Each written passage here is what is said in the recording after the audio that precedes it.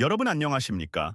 오늘은 최근 이재명 정부가 민간단체의 대북 접촉을 사실상 허용하기 시작하면서 벌어지고 있는 정치권과 사회 전반의 논란을 집중 분석하겠습니다. 이재명 정부는 취임 이후 윤석열 정부 시절 사실상 차단했던 민간단체의 대북 접촉 경로를 재개방하고 민간단체가 북한 주민과의 접촉을 신고하면 이를 수리하기 시작했습니다. 통일부 관계자는 민간 차원의 대북 소통 채널 복구가 필요하다고 판단했다며 관계기관과 협의해 신고 접수를 적극 검토하고 있다고 밝혔습니다. 하지만 이 같은 움직임은 야권과 보수 진영에서 큰 비판을 받고 있습니다. 국민의힘은 이번 정부의 대북 정책 기조 전환이 안보 구멍을 키울 뿐만 아니라 지난 좌파 정부들이 실패했던 닥치고 친북 전략으로 회귀하는 것 아니냐고 강하게 지적하고 있습니다. 윤석열 정부는 북한의 잇따른 미사일 도발과 남북관계 악화를 이유로 2023년 하반기부터 민간 차원의 대북 접촉 신고를 사실상 불허해왔습니다. 그러나 이재명 정부는 남북관계 복원을 최우선 대북 정책으로 내세우며 취임 직후부터 방침을 전환했습니다. 문제는 민간 단체들이 북한과 접촉하면서 정치적으로 이용당할 수 있다는 우려입니다. 특히 북한이 대북 접촉 채널을 대남 선전과 국내 여론 분열에 활용해왔다는 점을 감안하면 이번 정부의 정책 변화는 단순한 교류를 넘어 국가안보에 심각한 리스크를 초래할 수 있다는 지적이 이어지고 있습니다. 임종석 전 청와대 비서실장이 이사장으로 복귀한 경문협 남북경제문화협력재단은 지난 4일 통일부에 북한 주민 접촉 신고서를 제출했고 정부는 24일 이를 수리했습니다. 경문협은 과거에도 대북 사업을 주도하면서 각종 논란을 일으킨 전력이 있습니다. 이번 접촉 허용으로 경문협과 같은 민간단체들이 다시 활동 방향을 넓히면서 국내 보수 진영은 이재명 정부가 북한에 대한 굴종적 태도로 일관하고 있다고 강하게 비판했습니다. 특히 통일부는 인도 지원 단체의 북한 주민 접촉 신고 2건과 사회 문화교류단체 3곳의 접촉 신고도 수리한 것으로 알려졌습니다. 이에 대해 보수 언론은 취임하자마자 재빠르게 친북 정책으로 기조를 선회했다며 안보 불안을 부추기고 있다고 주장하고 있습니다. 반면 진보 진영에서는 대화를 통해 평화를 만들어가는 것이 안보다 라며 정부의 방침을 옹호하고 있습니다. 이재명 대통령은 육전 2.5 전쟁 75주년을 맞아 SNS에 올린 메시지에서 군사력만으로 국방을 지키는 시대는 지났다며 가장 확실한 안보는 싸울 필요가 없는 상태, 즉 평화를 만드는 것이라고 밝혔습니다. 하지만 보수 진영은 이러한 발언에 대해 안보 현실을 무시한 허황된 이상론에 불과하다며 반발했습니다. 또한 국민의힘은 북한은 최근 러시아와의 군사 협력을 통해 포탄, 미사일 등 재래식 무기뿐만 아니라 첨단 기술까지 지원받으며 도발 수위를 높이고 있는데 대북 접촉을 허용하는 것은 북한의 숨통을 트이워주는 결과만 초래할 것이라고 주장하고 있습니다. 국정원도 최근 북한과 러시아의 추가 파병 가능성을 보고하면서 북한이 러시아를 통해 군사적 이익을 챙기고 있다는 사실을 밝혔습니다. 정부의 대북 정책 변화는 한미일 공조에도 영향을 줄 수 있습니다. 미국은 북한과의 대화보다는 비핵화를 위한 압박을 지속한다는 기조를 유지하고 있고, 일본도 대북 교류 재개에 신중한 태도를 보이고 있습니다. 이러한 상황에서 한국만이 독자적으로 대북 접촉을 허용하면 한미일 안보 협력 구도에 균열이 생길 수 있다는 분석이 나옵니다. 더 큰 문제는 북한이 접촉 채널을 활용해 국내 여론을 교란하거나 정치 공작을 시도할 가능성입니다. 과거에도 북한은 남북교류 과정에서 간첩망을 활용해 정보 수집과 대남 공작을 병행했습니다. 전문가들은 북한은 민간 단체와의 접촉을 통해 대한민국 내 여론과 정보를 파악하고 필요할 때 이를 이용할 수 있다고 경고하고 있습니다.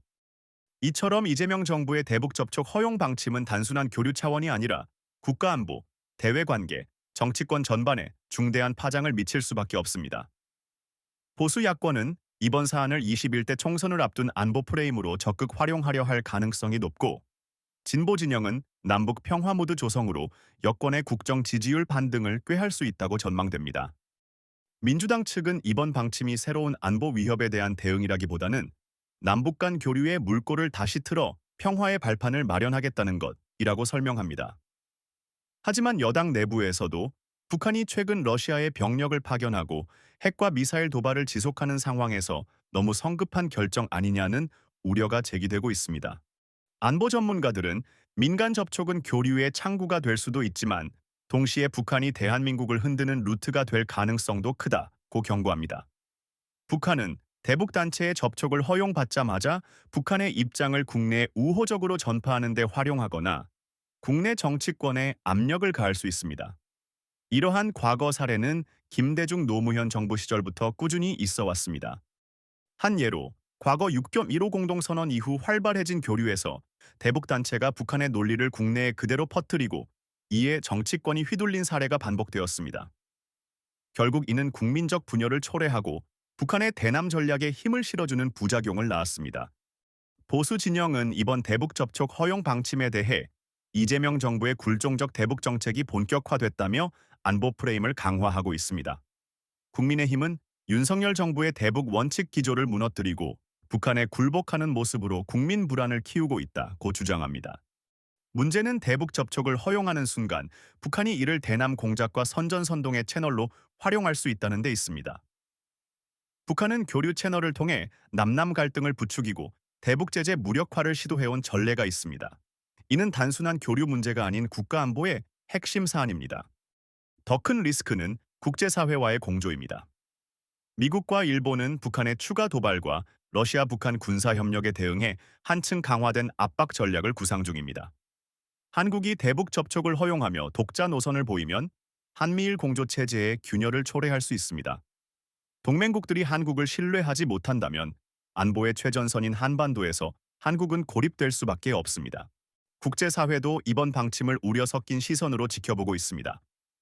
특히 일본과 미국은 한국이 북한과의 접촉 재개를 결정한 배경과 그 과정에서 북한의 도발에 대한 명확한 대응책이 있는지 관심을 가지고 있습니다.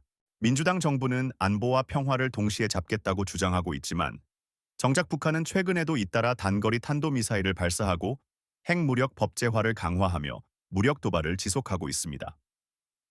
북한의 태도 변화가 전혀 없는 상황에서 일방적 교류 허용은 외교적 성과로 이어지기 어렵다는 것이 전문가들의 중론입니다.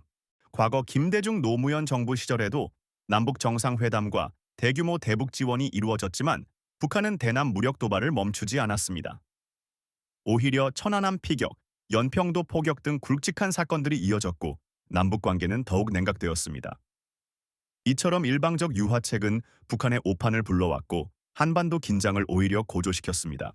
이재명 정부는 이런 과거의 교훈을 잊은 듯합니다. 대북 접촉 허용으로 마치 평화 무드가 올 것이라는 환상만을 국민에게 심어주고 있다는 비판이 나옵니다. 국민들은 안보는 무너지고 북한만 이득을 본다며 불안을 호소하고 있습니다. 결국 안보는 선택이 아니라 필수입니다.